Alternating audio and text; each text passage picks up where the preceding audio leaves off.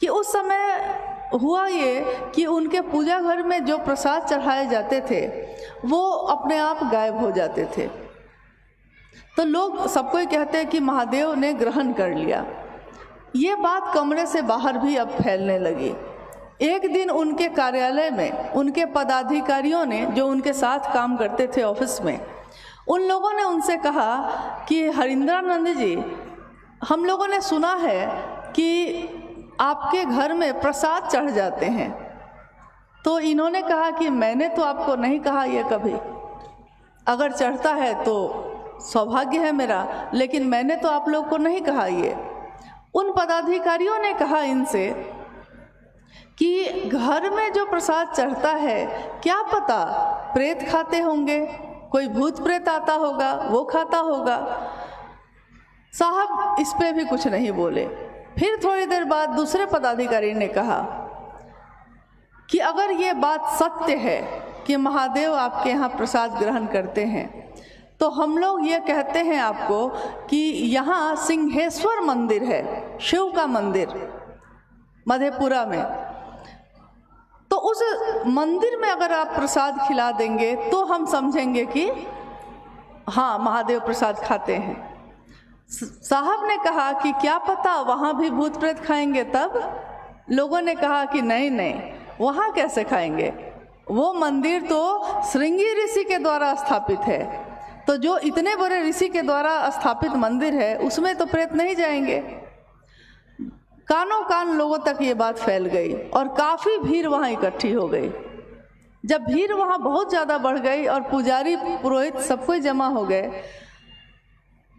प्रसाद की थाली जब वहाँ चढ़ाई गई और बाद में दरवाजे को बंद किया गया और फिर खोला गया, तो उसमें से काफ़ी मिठाइयाँ, लगभग 15 रसगुल्ले नहीं थे, बाकी जो बचे थे वो लगता था कि 2 भाग में उसको काट दिया गया है, एकदम बराबर बराबर बटे हुए।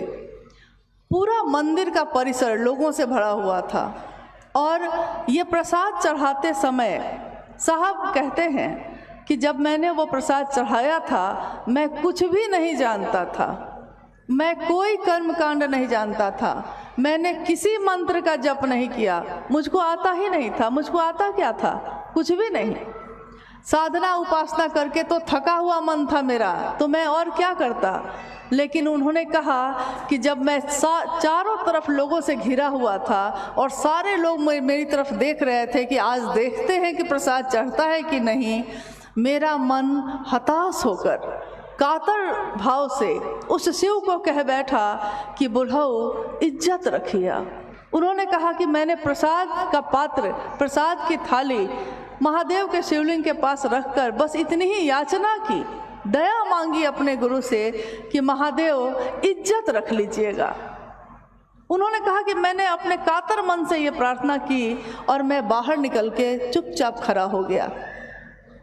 थोड़ी देर बाद, 2 ही मिनट बाद जब दरवाजे को खोला गया तो प्रसाद ग्रहण हो चुका था। पूरा परिसर हर हर महादेव के नारे से गूंज गया और लोगों ने देखा कि ये कौन है जो देखने में तो सामान्य लग रहा है, एकदम सामान्य वेशभूषा थी, पैंट शर्ट पहने हुए थे, वो मजिस्ट्रेट थे उस जिले के। और इस घटना का ये असर हुआ कि लोगों के मन में ये प्रभाव डाल गया कि शिव से सिर्फ हम पूजा ही नहीं करते हैं, कामनाओं की पूर्ति भी हमारी होती है। लेकिन साहब हरिंद्रानंद जी के मन में ये बात नहीं थी कि मेरे जीवन में जो चमत्कार घटे हैं मैं उनको लोगों को दिखाऊं। उनके मन ने ये समझा कि आज पूरी दुनिया के लोग, जिसमें सामान्य से अति सामान्य लोग रहते हैं, गरीब से गरीब लोग रहते हैं, उनका कौन है, कोई नहीं। उनका गुरु कौन होगा, अमीर का भी हो, गरीब का भी हो, हर जाति का हो, हर धर्म का हो, ऐसा गुरु कौन है जो सबका हो सकता है। तो जब भी हम अपने इतिहास पर नज़र डालते हैं तो किताबें कहती हैं, ऋषियों ने कहा है कि संभवे गुरुवे नमः, यानी गुरु हैं वो। तुम त्रिभुवन गुरु वेद बखाना, तुम त्रिभुवन के गुरु हो, तीनों लोकों के गुरु हो। ये मैं नहीं कहता, ये वेदों ने बखान किया है। तुम विद्या के तीर्थ हो। मतलब जितनी भी तरह की विद्याएं हैं, जितने भी तरह के ज्ञान हैं धरती पे, उन सब के तुम क्या हो? तो तीर्थ हो। तो उनके मन ने ये सोचा कि जब इतना सुंदर गुरु उपलब्ध है, इतना बड़ा गुरु उपलब्ध है, और हर व्यक्ति, सामान्य से सामान्य व्यक्ति उस शिव को अपना बना सकता है, तो क्यों नहीं हम लोग इस बात को दूसरों को कहें। शुरू में उनको काफ़ी कठिनाई हुई, क्योंकि सबने यही कहा कि हम महादेव की पूजा तो करते ही हैं, तो जब महादेव की पूजा हम करते हैं तो हम गुरु क्यों माने। सामान्यतः आप भी किसी को कहते होंगे तो वो हो सकता है यही कहते होंगे कि जब शिव भगवान के रूप में सब कुछ दे सकते हैं तो गुरु क्यों माने। साहब हरिंद्रानंद जी ने उन लोगों को समझाया कि ईश्वर के रूप में वो सब कुछ दे सकते हैं, लेकिन सब कुछ प्राप्त कर लिया है और उसको संचालित करने का ज्ञान नहीं है तो क्या होगा। जीवन है, जीवन को चलाने का ज्ञान नहीं है। हमारे पुराणों में या हमारे बुजुर्ग कहते हैं कि पूत कपूत हो तो क्या धन संचय, पूत सपूत हो तो क्या धन संचय। सुना है आपने कभी? पूत कपूत हो तब भी धन संचय करने की ज़रूरत नहीं है, और पूत सपूत हो तब भी ज़रूरत नहीं है। कारण, क्योंकि बहुत सारी संपत्ति आप अपने बेटे को दे सकते हैं, लेकिन अगर उस पुत्र को उस संपत्ति को संभालने का ज्ञान नहीं होगा तो क्या होगा। सारी संपत्ति वो बेच के घूम घाम के ख़त्म कर देता है, क्योंकि उसको पता ही नहीं है कैसे चलाए। एक छोटा सा परिवार भी आप चलाते हैं तो उस परिवार को चलाने का ज्ञान भी अगर नहीं हो हम लोग के पास तो हम उस परिवार को भी नहीं चला सकते हैं। तो उन्होंने कहा कि ज्ञान की ज़रूरत बहुत ज़्यादा है। न जाने क्यों महादेव के विभिन्न स्वरूपों की पूजा हुई है। किसी ने महाकाल के रूप में पुकारा उनको, किसी ने महायोगेश्वर के रूप में पुकारा है, किसी ने महासोमेश्वर के रूप में पुकारा, किसी ने महाओढ़रेश्वर के रूप में पुकारा, किसी ने कहा कि महामृत्युंजय हैं वो, किसी ने कहा कि वैद्यनाथ हैं वो, किसी ने कहा कि उमा के पति हैं वो, किसी ने कहा कि शमशानी और निहंगी हैं वो, किसी ने कहा तीनों लोकों का पति है वो, सब कुछ त्याग के बैठा है वो। आजकल एक गीत बज रहा है, बड़ा अच्छा है, क्या वो करेगा लेकर चढ़ावा, सब कुछ त्याग के बैठा है वो। क्या करेगा वो चढ़ावा लेकर, क्योंकि जो भी हम देंगे ये तो उसी ने हमको आपको दिया है, तो हम उसको देंगे क्या। लेकिन एक ऐसी चीज़ है जो हम दे सकते हैं उस महादेव को। ये बात उन्होंने समझाई कि आप चढ़ावा देकर, रुपए पैसे देकर, मिठाइयाँ और फल और जल और दूध चढ़ाकर उस महादेव को प्रसन्न कर लेते हैं, सही बात है, लेकिन ज्ञान प्राप्ति के लिए उस महादेव के सामने प्रेम और समर्पण की विधा अपनानी होगी, एक निष्ठ होना होगा। गुरु के प्रति अगर शिष्य अनुशासित नहीं हो, एक निष्ठ नहीं हो, तो फिर गुरु भी उस शिष्य के मन में कुछ नहीं उतार सकते। बहुत जगह ऐसा देखा गया कि किसी के पिता हैं और वो गुरु भी हैं, शिक्षक भी हैं, लेकिन बच्चा पढ़ना नहीं चाहा। अब अपने पिता से वो पैसा ले रहा है, सुविधा ले रहा है, लेकिन पिता से ज्ञान लेने में उसकी रुचि नहीं है, तो पिता जबरदस्ती उसको ज्ञान दे सकेंगे? सामान दे सकते हैं, सुविधाएं दे सकते हैं, लेकिन ज्ञान के लिए गुरुमुख होना पड़ता है, यानी गुरु के तरफ उन्मुख होना पड़ता है, गुरु के तरफ अपने मन को करना पड़ता है। तीन सूत्र आप सुन रहे हैं। मुझको नहीं पता कि आपने तीन सूत्र के बारे में क्या जाना है, लेकिन जितना भी हम लोग के पास समय अभी है उसमें उसको स्पष्ट करना चाहती हूँ कि शिव को गुरु जब हम मानते हैं, मेरा मन, शिव को गुरु मानने में दीक्षा की कोई परंपरा नहीं है। ऐसा नहीं है कि कोई मंत्र दिया जाता है या फिर कोई साधना उपासना बताई जाती है, ऐसा कुछ भी नहीं है। मात्र एक विचार, मात्र एक सोच कि शिव मेरे गुरु हैं, मैं शिव का शिष्य हूँ, मुझ शिष्य पर दया कर दीजिए। मात्र आपका ये विचार शिव शिष्यता की शुरुआत करता है, यानी दीक्षा इसी से शुरू हो जाती है। अब है कि गुरु और शिष्य परंपरा में हम कहते हैं कि जब गुरु ने कुछ दिया है तो हमको भी उसको कुछ देना चाहिए, यानी गुरु दक्षिणा। तो साहब हरिंदरानंद जी ने कहा कि वही सब कुछ त्याग के बैठा है, क्या लीजिएगा, क्या दे सकते हैं आप उसको। तो उन्होंने कहा कि आपका मन का भाव, क्योंकि गुरु भाव सत्ता है। तो भाव सत्ता, सामान की भूख नहीं है वहाँ, सामान का आग्रह नहीं है, चीज़ों की ज़रूरत नहीं है वहाँ, आपके मन का भाव वो ग्रहण करते हैं। भावेन लभ्यते देवता, भावेन देव दर्शनम। भाव से देवता लभ्य होते हैं, भाव से देवताओं के दर्शन होते हैं। लेकिन ये शिव गुरु की परंपरा है, इसमें आपको विश्वास नहीं हो तब भी आपका एक विचार सिर्फ आपको शिव शिष्टता की तरफ बढ़ा देता है। और कहा जाता है कि जिस बारे में हम बार बार बात करते हैं, हर दिन बात करते हैं, एक दिन हमारा मन भी वैसा हो जाता है। संकीर्ण की बात करने वाले का मन संकीर्ण होता है। हमेशा किसी की शिकायत कर रहे हैं, हमेशा दूसरे की बुराई सोचते हैं, हमेशा किसी के लिए जलन है, तो हमारा चेहरा और हमारा जीवन भी वैसा ही हो जाता है। लेकिन किसी का भला सोचते हैं, अपना भी सोचते हैं, दूसरे का भी सोचते हैं, यानी विराट की बात करने वाला, समाज की भी परवाह करने वाला, अपनी भी परवाह करते हैं और दूसरों की भी करते हैं। अगर मैंने खाना खाया है, कोई भूखा है, तो मुझसे खाया न गया, ये है आपका मन का थोड़ा विराट होना, थोड़ा बड़ा होना। तो एक दिन आपका मन इससे भर जाता है और शिव की बात करने वाले का मन शिव से भर जाता है, शिव जैसा ही हो जाता है।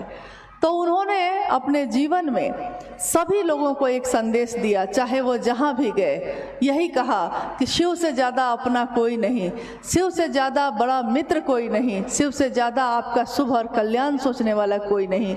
तो क्यों नहीं उस शिव को अपना गुरु भी बनाते हैं, क्योंकि विभिन्न स्वरूपों की पूजा हुई है, लेकिन उनके ज्ञानदाता स्वरूप से लोग, सामान्य लोग नहीं जुड़े, कुछ विशेष ही लोग जुड़ पाए थे उस समय। अब हुआ ये कि सामान्य लोग जुड़ेंगे कैसे, क्योंकि हम लोगों को साधना करने अगर हम लोग बैठेंगे तो साधना होती नहीं है। हम आंख बंद करके अगर बत्ती जला के भी बैठते हैं किसी देवी देवता के सामने, तो आंख बंद जरूर रहती है, लेकिन मन भटक जाता है, मन कहीं खो जाता है। मतलब मैं इस जगत के चीज़ों में ऐसा खो गया हूँ कि मैं शिव की तरफ चल ही नहीं पाऊँ। तो क्या करना पड़ता है? उन्होंने कहा कि आपका मन ही साधन है, आपका मन ही किसी को भी अपना समझता है।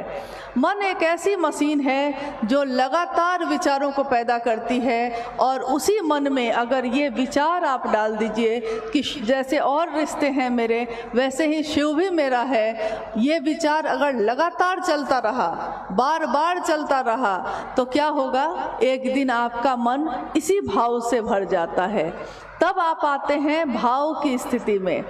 भाव भी अगर बार बार भाव बना रह गया और बार बार ये गहरा होता गया, तो एक दिन प्रेम बन जाता है। और प्रेम का चरमोत्कर्ष, प्रेम की भी गहराई क्या है? भक्ति है। तो भक्त बनना बहुत कठिन है, लेकिन शिष्य बनना थोड़ा आसान है। एक गुरु ने अपने शिष्य को, जब वो एक आश्रम में रहता था और उस गुरु से शिक्षा ग्रहण करने के बाद वो अपने घर की तरफ जाने लगा। जब घर जाने लगा तो उसने अपने गुरु से कहा कि गुरु, मैं चाहता हूँ कि कोई ऐसी चीज़ मुझको आप दे दीजिए ताकि मैं दूसरे को भी देख सकूँ कि उसका मन कैसा है, मतलब उस चीज़ से मैं उसका आकलन कर लूँ, उसको देख लूँ कि वो कैसा है। आपने मुझको इतना ज्ञान दिया, तो कुछ ऐसी कृपा करिए कि ऐसा भी कुछ दे दीजिए। उस गुरु ने अपने शिष्य को एक शीशा दिया, एक आईना दिया और कहा कि यही आईना लेकर तुम चले जाओ, तुम इसमें जो देखना चाहोगे वो तुमको दिख जाएगी। अब वो शिष्य उठा, जाने के लिए उठा, तो उसने धीरे से उस आईने को, उस शीशे को अपने गुरु की तरफ घुमाया। उस शीशे में उसने देखा कि गुरु के मन में भी कुछ संकीर्णता है, गुरु के मन में भी कुछ गंदगी है। अब शिष्य को बड़ा धक्का लगा उसको। उसने सोचा था कि गुरु के मन में तो कुछ नहीं हो सकता। फिर वो वहाँ से अपने घर की तरफ चला। रास्ते में जितने लोग मिलते थे सबकी तरफ उस आईने को घुमाता था और देखता था कि सबके मन में ईर्ष्या है, जलन है, क्रोध है, पाप ही पाप है। फिर वो घर चला गया। कुछ दिन रहकर वो फिर वापस लौटा। जब वो वापस लौटा तो गुरु ने कहा कि कैसा रहा, घर की यात्रा कैसी रही? उसने कहा कि यात्रा तो अच्छी रही, परिवार में भी सब कोई ठीक है गुरुजी, लेकिन मैं एक बात पूछना चाहता हूँ आपसे। गुरु ने कहा कि पूछो। शिष्य ने कहा कि आपने जो शीशा दिया था मुझको, मैंने पहले आपकी तरफ घुमाया, फिर मैंने रास्ते में सबकी तरफ घुमाया। हर आदमी के मन में पाप ही पाप है, ईर्ष्या ही ईर्ष्या है। तो मुझको बड़ा आश्चर्य हुआ कि मैंने तो बहुत अच्छी चीज़ आपसे मांगी थी, आपने मुझको क्या दे दिया? गुरु ने कहा कि मैंने ये दिया तुमको ज़रूर था, लेकिन तुम एक भूल कर गए। तुमको ये आईना सबसे पहले कहाँ घुमाना था, किसके तरफ? सबसे पहले अपनी तरफ घुमाना था कि मेरे मन में क्या है उसको तो पहले दूर कर लें। तुम दुनिया को तो देखते रहे, लेकिन तुमने अपनी तरफ तो देखा ही नहीं। तो हुआ ये कि शिष्य ने समझ लिया कि मेरा मन ही मेरा दर्पण है और यही हमको समझा देता है, दिखा देता है क्या अच्छा है, क्या बुरा है, क्या पाप है, क्या पुण्य है। और इस तरह हम आते हैं अब शिव की शिष्यता पे।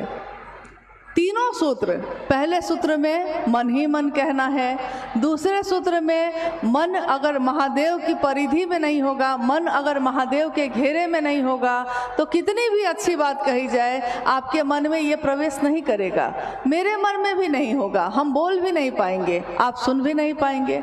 यानी मन उस जगह पे रहेगा तब ना। कितनी बार हुआ होगा कि आप किसी से बात कर रहे हैं और वो व्यक्ति भी दिखने में लग रहा है कि वो ध्यान से आपकी बात सुन रहा है। थोड़ी देर बाद आप कहते हैं कि अभी जो मैंने आपसे कहा आपने सुना ना, तो वो सामने वाला व्यक्ति कहता है कि अरे मैंने ध्यान नहीं दिया। आप कहते हैं कि अरे आप सुन तो रहे थे सामने बैठ के। उसने कहा कि मेरा मन कहीं और चला गया था, मेरा मन कहीं और चला गया था। यानी कि शरीर में रहते हुए भी मन अगर वहाँ से हट गया तो कोई लाभ नहीं है। ये मन कैसे टिका रहे, ये मन टिकेगा कैसे महादेव पे? क्योंकि इसको अभ्यास नहीं है, इसको अभ्यास है दुनिया में रहने का, महादेव के तरफ टिकने का अभ्यास नहीं है। कैसे टिकेगा? तो हम बात करते हैं अपने लिए भी, क्योंकि खुद भी शिव का शिष्य बनिए और दूसरे को भी प्रेरित करिए, दोनों तरफ शिव भाव भर जाए ऐसी बात करिए। तो दूसरा सूत्र कहता है कि शिव की चर्चा दूसरों से करिए ताकि खुद भी शिव शिष्य बनिए और दूसरे भी बन सके। तीसरा सूत्र कहता है कि मन ही मन अपने गुरु शिव को प्रणाम करिए। इसके उदाहरण में जिस दिन साहब ने ये बात समझाई थी, उन्होंने उदाहरण दिया था कि मन ही आपका प्रणाम करता है किसी को। उन्होंने कहा कि एक गांव में एक व्यक्ति गया, उसने देखा कि एक सास और बहू दोनों बैठी हुई है। बहू अंदर से आती है, घर में निकलती है, सास बाहर बैठी है। तो वो बहू अपने सिर पे आंचल लेकर अपनी सास के पैर को बार बार छू के प्रणाम कर रही है। उस व्यक्ति को बड़ा अच्छा लगा। जब सास चली गई उसकी, तो उसने कहा कि आप लगता है अपनी सासू माँ को बहुत मानती हैं, क्योंकि कितने अच्छे मन से आपने अभी प्रणाम किया। तो उस बहू ने कहा कि अरे बहुत तंग है हम भाई, बहुत तंग है इनसे, बड़ा परेशान करती हैं, बड़ा दुख देती हैं। मैं सोचती हूँ हमेशा कि ये कब जाएंगी दुनिया से, लेकिन क्योंकि लौकिकता में सास है मेरी, माँ के बराबर हैं, तो प्रणाम तो करना पड़ता है ना। तो साहब ने कहा कि ऐसा ही प्रणाम उस महादेव को मत कर लीजिएगा, क्योंकि देखने में लगता है कि अगरबत्ती जला के बैठे हैं, फूल चढ़ा रहे हैं, जल चढ़ा रहे हैं, टीका लगाए हुए हैं, गेरुआ वस्त्र पहने हैं, लेकिन मन ही अगर शिव में नहीं है, मन ही नहीं टिका तो क्या फ़ायदा है। और अगर मन आपका रोशनी से भर जाए तो क्या होता है।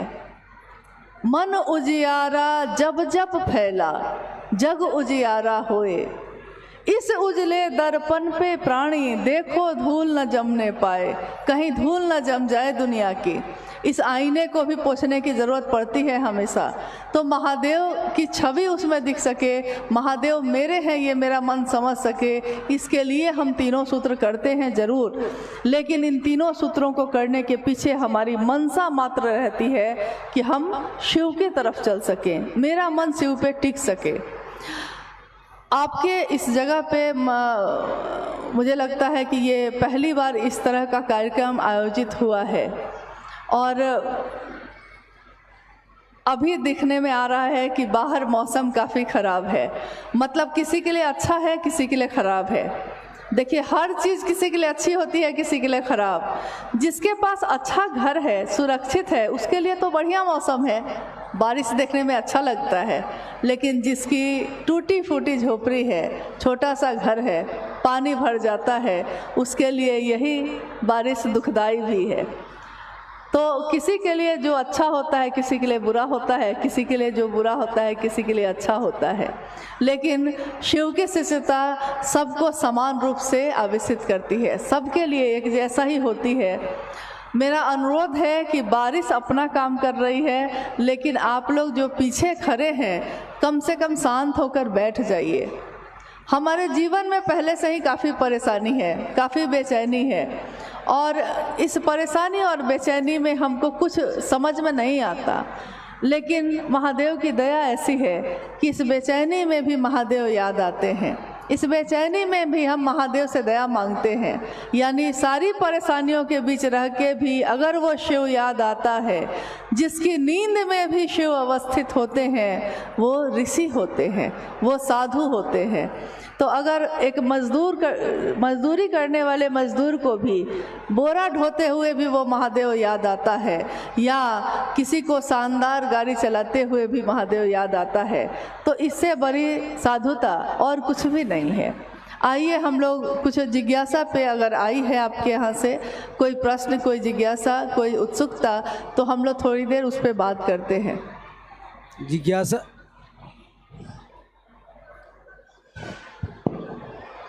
जिज्ञासा है कि शिव रूपी ज्ञान से संजात एक सामान्य भावाचरण भी जगत के लिए अनुकरणीय प्रतीत होता है, कृपया समझाया जाए। शिव रूपी ज्ञान से संजात। हाँ, ये पंक्ति जो है ये साहब हरिंद्रानंद जी के द्वारा एक पुस्तक है, छोटी सी, शिष्यानुभूति। शिष्यानुभूति का अर्थ होता है शिष्य की अनुभूति, यानी एक शिष्य के तौर पे उन्होंने जो समझा जाना है उस अनुभूति को उन्होंने उस किताब में लिखा है, शिव के बारे में लिखा है।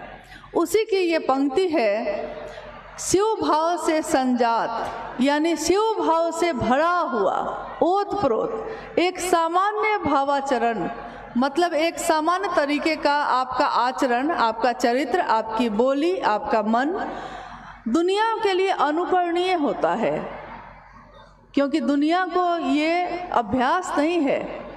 तो आपका सामान्य भी अगर आप में झलक है महादेव की, तो वो दुनिया के लोग उसका अनुकरण करते हैं। जैसे एक इंसान का स्वभाव क्या होना चाहिए, एक इंसान का, एक मानव का मूल मानवीय गुण क्या है, उसमें करुणा होनी चाहिए, ममता, स्नेह, सहानुभूति।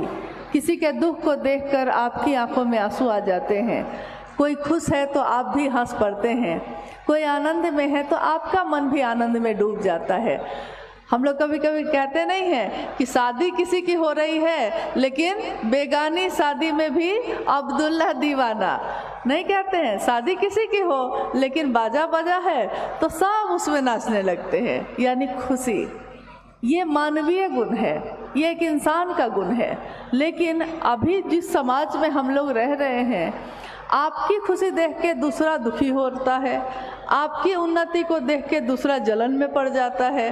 तो हमको समझ में नहीं आता हम लोगों को कि एक इंसान का गुण भी हम में से कहाँ गायब हो गया, कहाँ चला गया है। तो जब हम शिव की बात करते हैं तो हम शिव की तरफ देखते हैं। वो शिव कैसा है? वो आनंद की मूर्ति है, वो विश्व मूर्ति होंगी। हमारे मन से जलन की भावना खत्म होगी, हम दूसरे को प्यार करना सीखेंगे, हम दूसरे के लिए अपने शरीर से भी कपड़े उतार के दे सकते हैं। और ऐसा हुआ है, ऐसा नहीं कि ऐसा नहीं हुआ है।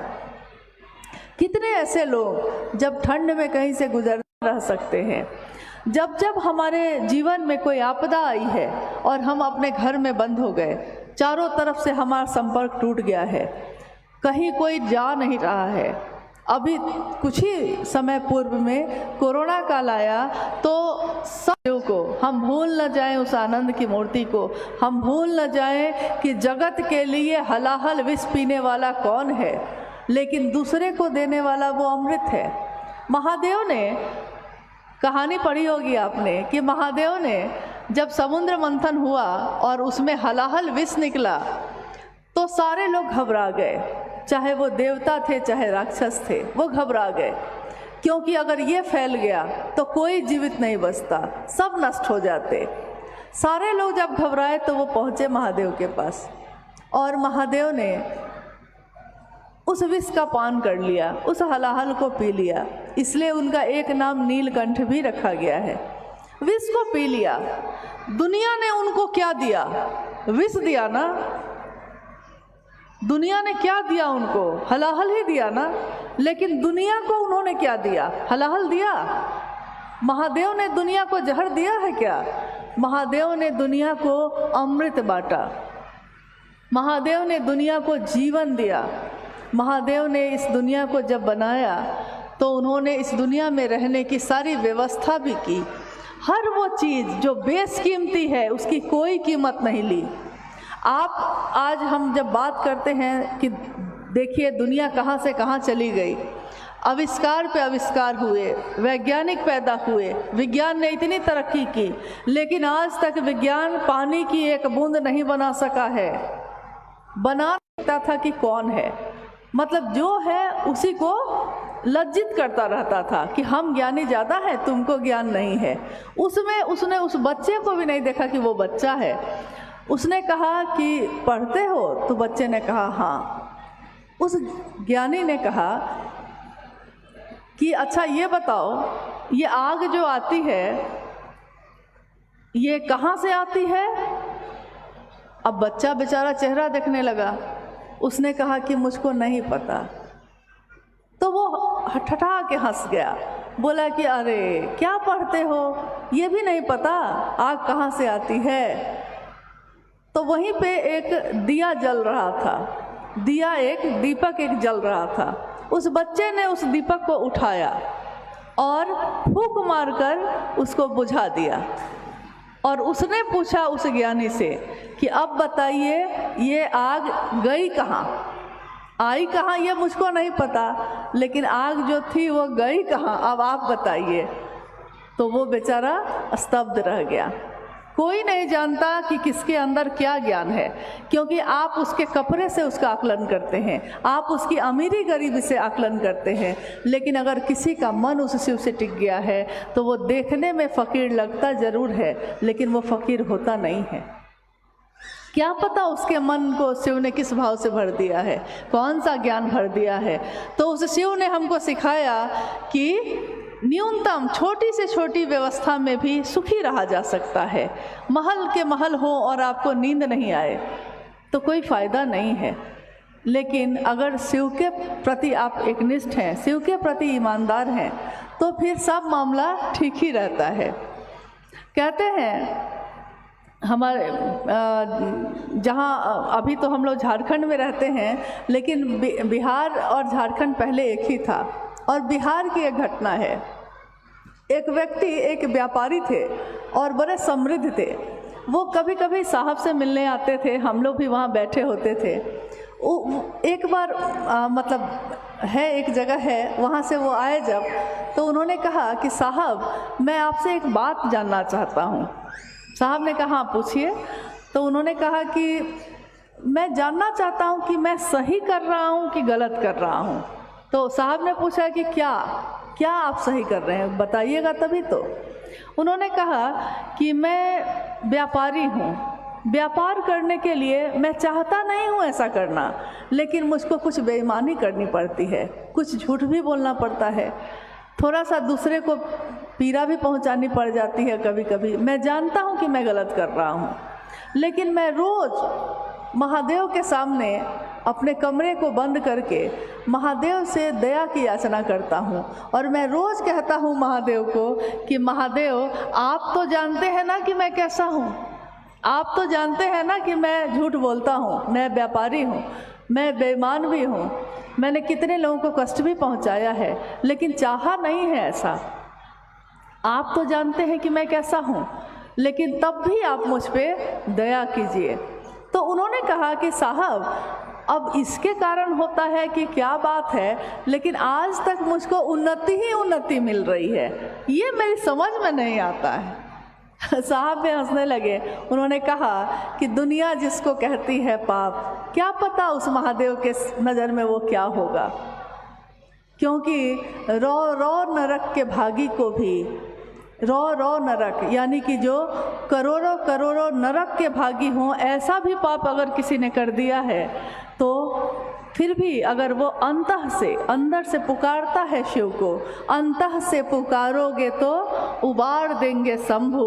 हे उरग, हे सांप, तुम टेढ़ा चलते हो, तुम जहर रखते हो, हे उरग, तब भी अगर सीने के बल झुक के जाओगे तो क्या होगा। हे उरग, उर के बल जा, गलहार लेंगे शंभु। वो शंभु गले में धारित करते हैं, कलंकित चंद्रमा को भी वो माथे पे धारण करते हैं, दुनिया जिसको ठुकराती है वो उसको गले से लगाते हैं, और क्या चाहिए आपको। तो देखिए, उन्होंने ये भी सिखाया कि गुरु एक ऐसी सत्ता होते हैं जिसके सामने छुपाइए मत कि आप क्या हैं, आप जो है ना वैसे ही खड़े हो जाइए उनके सामने। और गुरु की जिम्मेदारी होती है कि वो अपने शिष्य के मन में अपना परिमार्जन करें, आकर्षण पैदा करें ईश्वर की तरफ। इसलिए ये पंक्ति जो अभी भाई सोविंद जी ने कही कि एक सामान्य भावाचरण, एक सामान्य यानी मन से जो आप सोचते हैं, आपकी बोली जो बोलती है वही आप करते हैं कि नहीं। आप दूसरे से तो अच्छी अच्छी बात कहते हैं, लेकिन क्या आपके आचरण में भी ऐसा है? अगर ऐसा है तब तो इससे अच्छी बात कोई नहीं होगी, क्योंकि आपके आचरण को देखकर कोई शिव को अपना बनाएगा। वो कहेगा ना कि जो शिव को बात करने वाले लोग हैं वो ऐसे होते हैं, क्योंकि आपकी बात न तो आपका नाम हो रहा है, न तो आपकी बदनामी हो रही है। नाम भी होगा तो शिव का, बदनामी भी होगी तो शिव की। इसलिए अपने गुरु शिव के लिए अपने आचरण को हमेशा सही रखने की कोशिश कीजिए। महादेव की दया से ऐसा हो जाए तो पूरी दुनिया सुवासित हो जाए, सुगंधित हो जाए। शिष्या अनुभूति से एक और जिज्ञासा है। सांसारिक सुखों की परिधि में हम दीर्घकालिक योजनाओं की परिकल्पना और उसके कार्यान्वयन में जगत की अपनी अल्पकालिक यात्रा भूल जाते हैं। हाँ, ये साहब श्री की लिखी हुई लाइन है, पंक्ति है। उन्होंने कहा है कि हम आज जीवन में जो जीते हैं, संपत्ति पे संपत्ति इकट्ठी करते हैं, चीज़ें इकट्ठी करते हैं, सामान इकट्ठे करते हैं। हम सोचते हैं आगे 10 साल बाद हम क्या करेंगे, इसकी भी योजना हम बनाते हैं। एक घर बना लिया है तो दूसरा घर भी कैसे बना ले, इसकी योजना भी बनाते हैं। यानी लौकिक जगत में आगे क्या क्या करेंगे इसकी लंबी लंबी योजना बनाते हैं, लेकिन इस योजना को बनाते बनाते हम अपनी जो अल्पकालिक यात्रा है, यानी छोटी सी जीवन की यात्रा जो है, उसको भूल जाते हैं। उन्होंने कहा कि एक इंसान का जीवन कितना होगा, 70 साल, 80 साल, 90 साल, बहुत से बहुत होगा तो 100 साल। इस 80-90 साल के जीवन के लिए आप इतनी योजना बना रहे हैं, लगता है जैसे यहाँ से कभी नहीं जाएंगे, लेकिन एक बूंद मौत की पड़ती है और यह जीवन कागज की पुरिया, बूंद परे गल जाना है। एक मौत का पल आता है और सारी चीज़ें छूट जाती हैं, कुछ भी आपके साथ नहीं जाता। तब फिर इतनी बेचैनी क्यों है आपके अंदर? क्यों नहीं शांति होती है? क्यों नहीं सुखी होते हैं, संतुष्ट होते हैं? क्योंकि लंबी लंबी योजनाएं बनाने में आप अपने जीवन की छोटी यात्रा जो इस धरती पे है, हम पैदा हुए हैं, एक दिन चले जाएंगे, लेकिन इस यात्रा के लिए हम कुछ नहीं सोचते। जीवात्मा जो हमारे आपके अंदर जो उस परमात्मा का अंश है, उसकी मौत इतनी जल्दी नहीं होती। शरीर की मौत होती है, फिर वो दूसरे योनि में जाता है, लेकिन अनंत योनियों में जाती हुई इस जीवात्मा की यात्रा हजारों वर्ष की होती है। उस जीवात्मा के लिए क्या सोचा है आपने? महादेव के पास से आए हैं, महादेव के पास जाना है, तो जाने के बाद क्या करना है? क्योंकि इस धरती पे 70-80 साल, 90 साल से ज़्यादा हम लोग नहीं रह सकते हैं, जाना ही पड़ेगा। तो जितनी ज़रूरत है, उन्होंने हमेशा कहा कि जितनी ज़रूरत है उतना होना चाहिए, उससे थोड़ा और ज़्यादा हो जाए तो अच्छा है। साईं इतना दीजिए जामे कुटुंब समाए, मैं भी भूखा ना रहूं, दूजा भी भूखा ना जाए, दूसरा भी भूखा नहीं जाए। लेकिन बहुत ज़्यादा इकट्ठी तो कर लिए और उसके भोगने के लिए हम ही ना होंगे, क्या फ़ायदा हुआ? शिव का नाम लिया ही नहीं, भगवान का नाम लिया ही नहीं, किसी की भक्ति की ही नहीं, तो इस जीवन में किया क्या? सबके लिए तो किया था और जिसके लिए करना था उसके लिए किया ही नहीं। तो हम अपनी अल्पकालिक यात्रा को न भूल जाएं, हम अपनी छोटी सी यात्रा जो यहाँ है और चले जाएंगे, इसको न भूल जाएं। और यहाँ बड़ा बनने जैसा कुछ भी नहीं है, क्योंकि इतने प्राचीन समय से कितने बड़े बड़े लोग आए और ऐसा नहीं कि उनके पास संपत्ति नहीं थी, उनके पास महल और चौबारे नहीं थे, लेकिन एक दिन वो भी मौत के रास्ते चले गए। शरीर आता है तो वो जाता ही जाता है, लेकिन हम ईश्वर की बात नहीं करते, हम शिव की बात नहीं करते। इसका नतीजा ये हुआ है कि समाज की जो स्थिति है, समाज का जो रूप है जिसमें हम आप रहते हैं, हम शिकायत करते हैं कि दूसरे कैसे हो गए, दूसरे ऐसे हो गए, लेकिन हम ये नहीं सोचते कि हमने इसके लिए क्या किया, हमारा थोड़ा सा भी प्रयास हुआ है क्या इसको ठीक करने का? थोड़ा सा भी नहीं हुआ। तो चीज़ों को इकट्ठे करते करते करते करते एक दिन हम ये भूल जाते हैं कि हमको चाहिए क्या, आखिर आपको चाहिए क्या। एक पंक्ति हमेशा वो कहते थे कि ये जो दिन है बहार के, बहारे दिन है चंद रोजा, ये चंद दिन की बहार है, बहारे दिन है चंद रोजा, न चल यहाँ सर उठा उठा के। ये आकर ये अहंकार कि मैं बड़ा हूँ, मैं ये हूँ, मैं वो हूँ, इतना अहंकार लेकर मत चलिए। आपके पास है तो आप धन्यवाद दीजिए उस महादेव का, उस ईश्वर का, जिसकी दया से इतना कुछ आपके पास है। आप खुद भी अच्छे से जी रहे हैं, आप दूसरों के लिए भी कुछ करके चले जाइए ताकि वो आपको याद रखे। लेकिन ये बहार के दिन चंद रोज के हैं, न चल यहाँ सर उठा उठा के। कज़ा ने यानी इस कायनात ने, इस मौसम ने, इस दुनिया ने, कज़ा ने ऐसी हजार सूरत बिगाड़ डाली बना बना के। कज़ा ने ऐसी हजार सूरत, हजारों सूरत ऐसी आई दुनिया में। जब वो आई, जब वो थे तो दुनिया में उनका बोलबाला था, लोग उनके सामने सर नहीं उठा सकते थे। वो जब चलते थे तो सोने और चांदी के पालकी पे चलते थे, धरती पे पैर नहीं रखते थे। लेकिन जैसे ही शरीर गया, धरती पे ही तो आए, कहाँ गए? इसलिए इस जीवन को ऐसे जीने की कोशिश करिए जैसे हमारे शिव जीते हैं, जैसे वो महादेव जीते हैं। बनना है तो शिव जैसा बनो, जीना है तो शिव जैसा जियो, रहना है तो शिव की तरह जियो। है भी तो भी खुश है, नहीं है तब भी खुश है, किसी ने मांग लिया है, उठा के दे दिया है, किसी ने वरदान लेकर उन्हीं के प्रति अपराध कर दिया है तब भी क्षमा कर दिया है। क्षमा की मूर्ति, हाँ, जीवन को जीने के साथ साथ, औढ़रदानी होने के साथ साथ, ऐसा नहीं वो त्रिशूल भी रखते हैं, मतलब अपराध ना करे लोग, इसका थोड़ा भय भी होना चाहिए। त्रिशूल भी रखते हैं, लेकिन उसको भी चलाते हैं तो अपने भक्तों की, अपने शिष्यों की रक्षा के लिए चलाते हैं।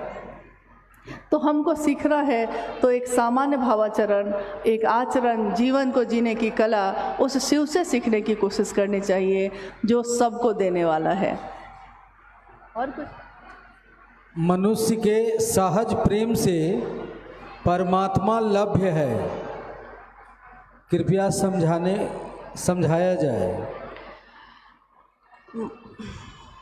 मनुष्य के सहज प्रेम से परमात्मा लभ्य है।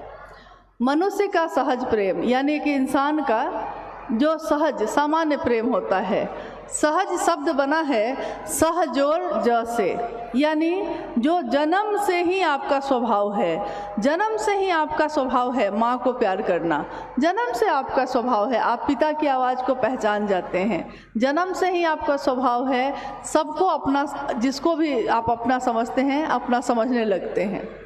लेकिन उसी सहज प्रेम से हमारे इतिहास में जब से हम देखते हैं कर्मकांड बहुत बढ़ गए, मतलब पूजा की पद्धति या उसका आचरण या उसकी अवधारणा या उसका उपासना साधना, मंत्रों का जप, ये सब इतने ज़्यादा बढ़ गए कि कर्मकांड बहुत हो गए। कर्मकांड मतलब कि काम करने को बहुत कुछ दे दिया गया कि आपको ये सब करना है, लेकिन अगर उन सारे चीज़ों में हमारा मन ही शामिल नहीं होगा तो फिर कर्मकांड करने से कोई फ़ायदा नहीं है। तो सहज प्रेम से उस परमात्मा को आप पा सकते हैं। जिस तरह सहज प्रेम से पिता को प्राप्त करते हैं, जिस तरह सहज प्रेम से बेटा और बेटी अपना होता है, वैसा ही सहज प्रेम है ईश्वर से मिलने का भी। कोई बहुत भारी भरकम बात नहीं है, लेकिन हमको ये भी सुनिश्चित करना होगा कि हाँ, ये सहज प्रेम हमारे मन में ईश्वर के लिए नहीं है, शिव के लिए है, लेकिन हम समझ नहीं पाते हैं। ये प्रकट कब होता है, ये सामने कब आता है। जैसे एक बच्चा जब पैदा होता है तो वो छोटा है, उसके मन में कुछ ऐसे भाव हैं जो सोए हुए हैं, अभी सोए हुए हैं। लेकिन जब वो युवा होता है, बड़ा होता है, अब उसका विवाह कहीं तय कर दिया गया है, अभी तय हुआ है, अभी शादी हुई नहीं है, बस तय हुआ है कि इस अमुक लड़की से तुम्हारी शादी होगी, और उसके अंदर का पति का भाव जग जाता है। होता है कि नहीं ऐसा? पति का भाव अचानक तो नहीं आया था, वो जन्मजात था उसके साथ, लेकिन जब सामने में पत्नी का भाव आया तो उसके अंदर का पति का भाव जग गया। फिर कल को उसकी संतान होती है, पिता का भाव सोया हुआ है अभी भी। जैसे ही पुत्र या पुत्री सामने आया है, अभी पैदा नहीं हुआ है, अभी सिर्फ सूचना आई है कि आप पिता बनने वाले हैं या आप माँ बनने वाली हैं, अभी सिर्फ सूचना आई है, लेकिन उस सूचना पे ही आपके पिता और माँ का भाव जग गया। अचानक नहीं आया था कहीं से, ये था, जन्मजात था, लेकिन उस समय पैदा हो जाता है जब सामने वो संबंध आ जाता है। ठीक वैसे ही मित्र आता है कोई सामने, तो आपके अंदर भी मित्र बेटा, और बेटा के पास मन पहुंचा। वैसे ही कोई बहुत भारी काम नहीं है ये बहुत आसान है, सरल है, सहज है। सोचा और पहुँचे, शिव को भी याद किया और पहुँचे, बस इतना ही है। जिस दिन हम ये करना सीख लेंगे, हमारा मन शिव के पास पहुंचना भी सीख जाएगा, सहज प्रेम से, सहज स्वभाव से। महादेव मेरे हो सकते हैं, अपने हो सकते हैं। ऐसे सहज प्रेम के उदाहरण हैं धरती पे। आपने सुना होगा माँ तारा के बारे में। उनके भक्त थे वामाखेपा। वो कहते थे कि माँ मुझे बुलाती है, वो माँ देखो, माँ खा रही है, माँ मुझे बुलाती है। सहज प्रेम था उनका। वो एक पुत्र की तरह माँ को पुकार रहे थे। तो वो सहज प्रेम से ही उनको सामने देख रहे थे। वो थी रामकृष्ण परमहंस माँ काली के उपासक। सहज प्रेम से माँ खाती है, माँ बुलाती है, वो बोलते थे। ये क्या है? साहब हरिंदरानंद जी के जीवन में देखिए तो ये आकाशवाणी क्या है? ये जो आकाशवाणी हुई, जिसके बारे में आपने सुना कि किसी ने कहा कि आवाज़ आ रही है, आई उनको कि तुम क्या करते हो? साहब ने कहा कि मैं शिव शिष्य बनाता हूँ। फिर आकाशवाणी हुई, दूसरों को करने के लिए क्या कहते हो? तो ये चुप हो गए, क्योंकि दूसरों को करने के लिए तो वो ये नहीं कहते थे। फिर आवाज़ आई कि तुम जो करते हो वो दूसरे को करने को कहो। और तब उन्होंने समझा कि मैं क्या करता हूँ। तब उन्होंने अपनी तरफ देखा कि मैं क्या करता हूँ। तो मैं शिव का शिष्य बना हूँ, मैंने शिव को अपना गुरु बनाया है, और मैं दूसरे को भी शिव की तरफ चलने के लिए प्रेरित करता हूँ। मैं कहता हूँ कि शिव को अपना मानो। तो यही आवाज़ आई कि यही बात दूसरे को भी करने को कहो। तो उन्होंने दूसरों से करना शुरू किया। ये महादेव जो प्रसाद ग्रहण कर रहे थे, ये कैसे कर रहे थे? कितना सहज था ये प्रेम। उन्होंने तो कहा कि मुझको कुछ नहीं आता था, मैं कुछ नहीं जानता, मैंने तो बस प्रसाद की थाली रख दी थी और कहा था इज्जत रख लीजिएगा, क्योंकि मेरा मन एकदम कातर था। मुझको लगा था कि सब हंसेंगे, सब मेरी हंसी उड़ाएंगे, अगर ये नहीं प्रसाद ग्रहण हुआ तो क्या होगा। ये परीक्षा की घड़ी थी। उन्होंने कहा, उन्होंने उद्घोष किया, उन्होंने ये वाक्य लिखे जगह जगह कि शिव गुरु के रूप में हैं आज भी। मैंने परीक्षा की है। एक शिष्य अपने गुरु की परीक्षा कर बैठा, गुरु शिष्य की परीक्षा करते हैं। यहाँ क्या हुआ कि शिष्य ही गुरु की परीक्षा कर बैठा है। उन्होंने कहा कि मैंने परीक्षा की है, आपकी परीक्षा प्रार्थनीय है। मतलब आप भी परीक्षा कर सकते हैं। अगर आपको नहीं विश्वास है तो बस इतना ही तो करना है आपको ना। कहीं चढ़ावा तो देने जाना नहीं है, कहीं दरबार लगाने तो जाना नहीं है। आप जहाँ हैं, जैसे हैं, मन ही मन उस शिव से कहना है, हे शिव आप मेरे गुरु हैं, मैं आपका शिष्य हूँ, मुझ शिष्य पर दया करिए। और जहाँ मौका मिले तो उनकी बात कर लीजिए। और नमः शिवाय सांस पे आई थी और सांस से उतर गई थी उनके। तो यही प्रक्रिया उन्होंने कही कि सर्वोत्तम विधि है। और बाद में जब शास्त्रों में हम लोगों ने देखा तो उसमें जगह जगह ये लिखा है कि अजपा जप, जप करने की सर्वोत्तम विधि है, सबसे बड़ी विधि, सबसे बढ़िया विधि है। इसके लिए आपको वाह किसी साधन की ज़रूरत नहीं, आपको माला लेके बैठने की ज़रूरत नहीं, आपको पद्मासन लगाने की ज़रूरत नहीं है। आपका मन ही किसी को अपना समझता है। उसी मन से शिव को प्रणाम कर लीजिए, महादेव को याद करिए, जैसा भी आपको उनकी आकृति याद है, जैसा भी समझ में आता है वैसा। और नमः सांस पे चढ़ा, शिवाय उतरा। सांस की सामान्य गति पे, सांसों की माला पे सिमर लूँ मैं शिव का नाम। सांसों की माला भी तो माला है। ये माला किसने दी हमको इस जीवन में? जिन्होंने दी है उन्हीं के नाम का जप कर लिए। तो इससे सुंदर जप क्या होगा? जो उन्होंने दिया है उसी का साधन बन गया। तो मन ही में ये तीनों काम तो करने हैं। आप करके देखिए, और आप चुपचाप करके देखिए, और देखिए, एकांत में बैठिए और सोचिए कि क्या आपके मन में परिवर्तन हुआ, आपके जीवन में परिवर्तन हुआ? क्या आप कुछ अच्छा सोचने लगे हैं? क्या आप शिव की तरह की दृष्टि से लोगों को देखने लगे हैं? दुनिया से जब दुनिया में खड़े होके जब महादेव की तरफ देखिएगा तो महादेव बहुत दूर नजर आएंगे। और आज तक यही हुआ था। सामान्य और अति सामान्य लोग उस महादेव को दूर से ही तो देख रहे थे। विश्वास नहीं था कि हमको पूजा करने भी आती है, विश्वास नहीं था कि हमको मंत्रों का जप हो सकता है हमसे। हम लोग पंडित जी को बुलाते थे, पुरोहित को बुलाते थे। हम लोगों को लगता था कि क्या पता संस्कृत का शब्द है, हम बोल पाएंगे कि नहीं बोल पाएंगे, हमसे होगा कि नहीं होगा, ये विश्वास भी नहीं था। और साहब ने कहा कि अपशब्द अर्चना के सुधार लेंगे शंभु, अंतः से पुकारोगे तो उबार देंगे शंभु। अब शब्द है अर्चना में, भाव अर्चना का है, लेकिन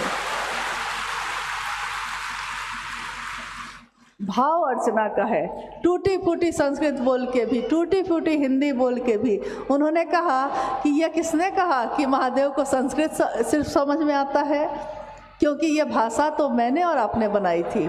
महादेव की भाषा तो कोई समझ ही ना पाया आज तक, और अगर समझना चाहिएगा तो उससे आसान कुछ भी नहीं है।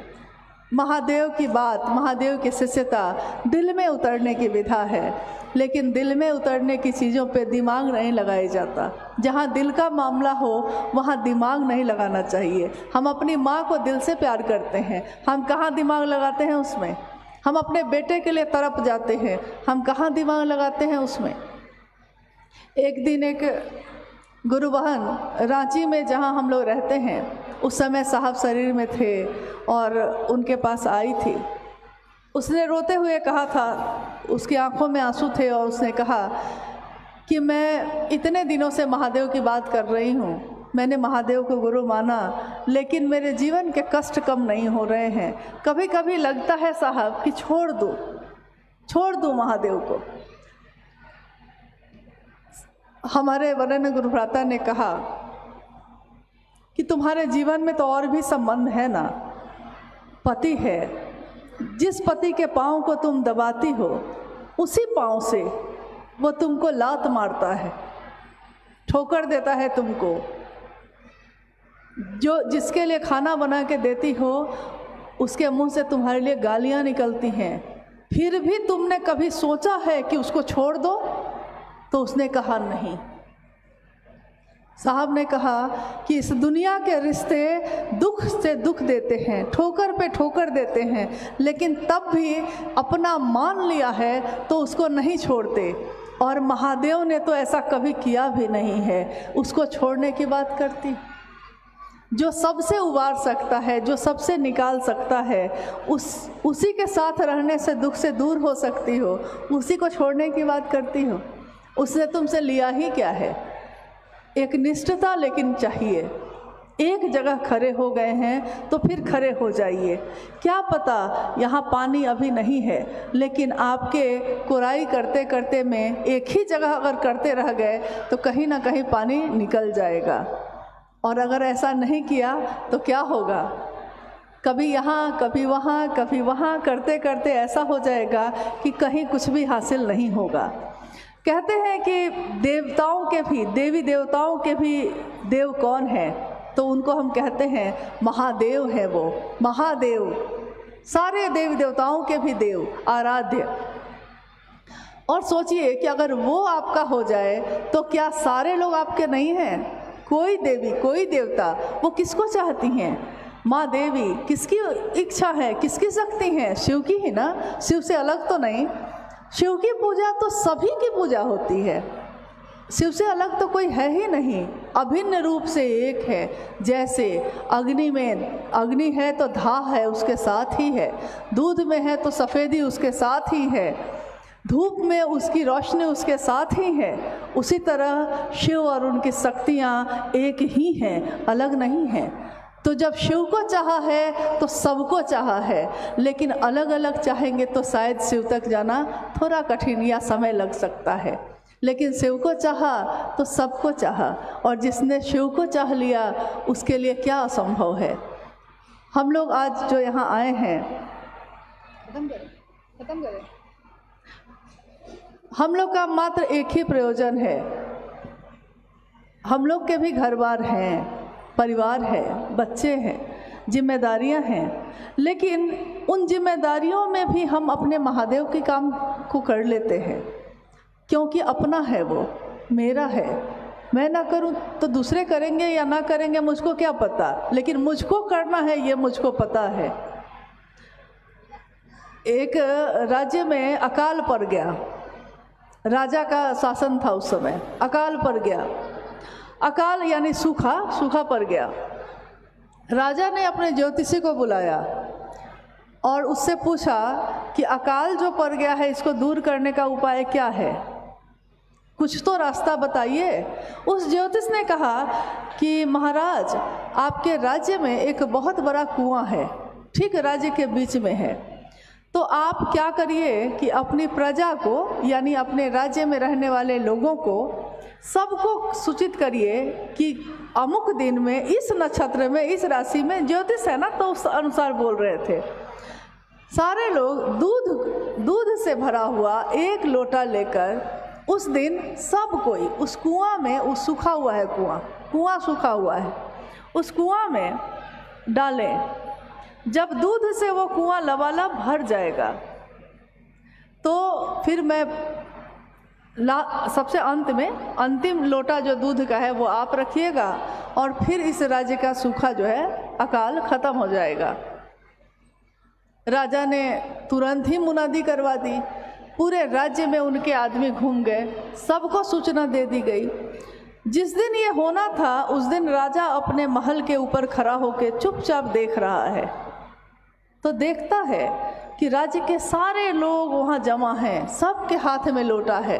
तो राजा खुश हो गया, उसको लगा कि अरे सबने मेरी बात मान ली और ये जो है आज ये काम हो जाएगा, फिर सब कुछ ठीक हो जाएगा। सबसे अंतिम लोटा लेके जाना था राजा को खुद। जब राजा अपने हाथ में, सारे लोग जब डाल चुके तो राजा अपने हाथ में लेकर, जब दूध का लोटा हाथ में लेकर जब वहाँ पहुँचे तो जैसे ही उन्होंने लोटे का दूध कुएं में डालना चाहा, उन्होंने कुएं को देखा। कुआं भरा हुआ था लेकिन पानी से भरा था, दूध से नहीं। तो राजा को बड़ा आश्चर्य हो गया कि ये क्या हुआ, ये कैसे हुआ, सारे लोग तो आए थे। तो फिर से सारे लोगों को उन्होंने बुलवाया और पूछा कि ऐसा क्यों हुआ। लोगों ने कहा, सबने यही कहा कि मैंने सोचा कि सब तो दूध डाल ही रहे हैं, एक मैं पानी ही डाल दूंगा तो क्या होगा। नहीं सब, लेकिन दिक्कत ये हो गई कि सबने यही सोच लिया, कि सबने यही सोचा कि सब तो यही डाल रहे हैं, मैं डाल दूंगा तो क्या होगा। हम सब के जीवन में भी ऐसा ही है। हम लोग सब सोचते हैं कि अरे वो आए थे, उन्होंने तो महादेव की बात की ही ना, ये गुरु भाई हैं, ये गुरु बहन है, ये तो आते ही हैं चर्चा में ना। एक मैं नहीं ही जाऊंगा तो क्या होगा, एक मैं नहीं ही करूंगा तो क्या होगा। दिक्कत ये है कि ज़्यादातर लोग यही सोचते हैं, लेकिन अपने और संबंधों के बारे में ऐसा नहीं सोचते। मेरा बेटा है, मेरी बेटी है, क्या मैं उसके लिए रातों को नहीं जगी हूँ कभी। कितनी रातें मैंने जग के बिताई हैं जब वो बीमार हुए, कितनी यात्राएं मैंने की हैं। क्या मेरे पति नहीं, क्या मेरा परिवार नहीं, लेकिन कितने कष्ट, कितनी बातें हुई होंगी। परिवार है तो, या और चीज़ें हैं तो, सुख भी है दुख भी है, सुख दुख की दोनों गलियां हैं और इसी तरह से ये जीवन चलता है। लेकिन उन सब में एक रिश्ता मेरा अपने गुरु के लिए भी तो है। मेरे गुरु के लिए मैंने क्या किया, मैंने जीवन में सबके लिए किया, लेकिन अपने साहब को जब देखती हूँ, हम कहते हैं शिवशिष्टता के आदर्श है वो साहब और दीदी। साहब और दीदी के जीवन को जब देखती हूँ और जितना उनका सानिध्य मिला, उसने मुझको ये समझा दिया कि दुनिया के सारे रिश्ते कभी न कभी आपका साथ छोड़ेंगे, कभी न कभी। हमेशा कोई रिश्ता आपसे खुश नहीं हो सकता, हमसे भी नहीं हो सकता और दूसरे भी नहीं हो सकते। कोई रिश्ता जीवन में ऐसा नहीं है। 10 दिन आप किसी के लिए करिए तो वो बहुत खुश होगा, और एक दिन मत करिए, नाराज़ हो जाएगा। समझ में ही नहीं आता है कि कैसे खुश किया जाए। लेकिन महादेव तो ऐसा नहीं करते, महादेव ने ऐसा नहीं किया। उनकी तो बात जितनी भी की जाए कम ही पड़ जाती है। समंदर का पानी हो और बहुत बड़ा पहाड़ हो, लेखनी करने खुद माँ सरस्वती बैठें, तब भी उस शिव की महिमा नहीं लिखी जा सकती। वो शिव करुणा की मूर्ति हैं, वो गुरु के रूप में दया करते हैं। और कोई भी गुरु, कोई भी शरीरधारी भी गुरु, सदगुरु भी किसी को कहाँ ले जाते हैं, ईश्वर की तरफ ले जाते हैं। कोई भी ऐसा नहीं है। लेकिन आज जिस जगह पे हम लोग रहते हैं, जिस समाज में, जिस दुनिया में, हर व्यक्ति गुरु के रूप में अपनी स्थापना की कोशिश में तो है, लेकिन कोई ऐसा नहीं दिखता है जिसने कहा हो कि महादेव की तरफ चलने का रास्ता है ये। कोई ऐसा नहीं दिखता। हर व्यक्ति अपनी स्थापना की भूख है। मेरे मन को जिस बात ने सबसे ज़्यादा छुआ था वो यही थी कि मैंने जब साहब हरिनंदन जी की बात सुनी थी तो मैंने देखा कि ये एक ऐसे व्यक्तित्व थे जिनके पास सारी चीज़ें उपलब्ध थीं। अगर वो गुरु बनते तो आज करोड़ों लोग उनके शिष्य होते, लेकिन उन्होंने कहा जब शिव स्वयं गुरु हैं तो किसी और को गुरु बनने की क्या ज़रूरत है। जब खुद सबसे सुंदर गुरु उपलब्ध है तो मैं या कोई और बन के क्या करेंगे। मेरा आज शरीर है कल ना होगा, लेकिन महादेव स्वयंभू हैं, खुद से पैदा, उनकी मौत की खबर नहीं आई है अभी तक। यानी वो महादेव की मौत हो जाएगी ऐसा तो कभी सुना नहीं। हमारी आपकी होती है, जन्म और मौत होते रहते हैं, लेकिन उनकी नहीं सुनी कभी। तो जो हमेशा है, जो हमेशा रहेगा, क्यों नहीं उसी का सहारा लेते हैं। वो सबसे बलशाली हैं।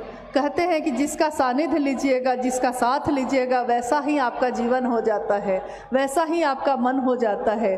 साधु की संगत करने वाले का मन साधु जैसा, और किसी दुष्ट का साथ करने वाले का मन दुष्ट जैसा।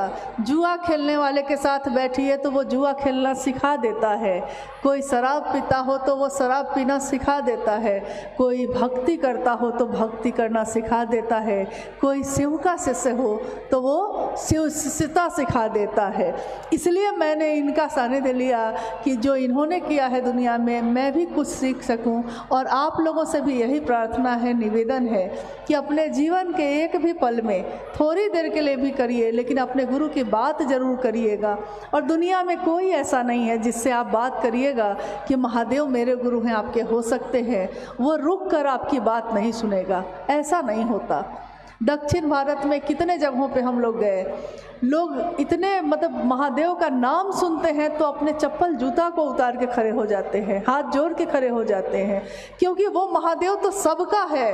हम आप किसी के हैं, किसी के नहीं हैं, लेकिन महादेव तो सबका है।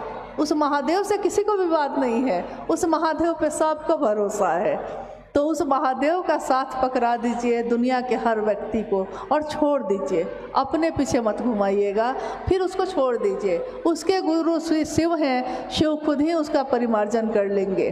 कौन अच्छा है कौन बुरा है इसकी समीक्षा भी करने मत बैठिएगा, क्योंकि अच्छा या बुरा अपने गुरु के नज़र में है। वो गुरु उसके शिव हैं, वो खुद देख लेंगे हम आप कौन होते हैं। हमारा बस इतना ही काम है कि महादेव की तरफ प्रेरित कर देना है, बाकी अपने महादेव पे छोड़ देना है बस। और एक शिव शिष्य के रूप में भाव जो है शिष्य का ऐसा दीजिए कि ले ले भभूत भव की माथा उछाल के। अपने इस माथे को उछाल कर उस भाव का, उस महादेव के भाव का भभूत लगाइए। ले ले भभूत भव की माथा उछाल के। वो महादेव इतने दानी हैं, इतने दयावान हैं कि वो आपके जीवन के सारे कर्मों को एक ही लेख से मिटा सकते हैं। उस महादेव की शरण, उनकी शिष्यता के रास्ते पे हम सब चल सके, ऐसी ही प्रार्थना आप सबों से भी है, निवेदन भी है। जीवन रहा, फिर कभी आना हुआ तो ज़रूर मिल लेंगे, और यहाँ ना मिले तो अपने महादेव के यहाँ ज़रूर मिल लेंगे। यही विश्वास है। आप सभी के चरणों में प्रणाम।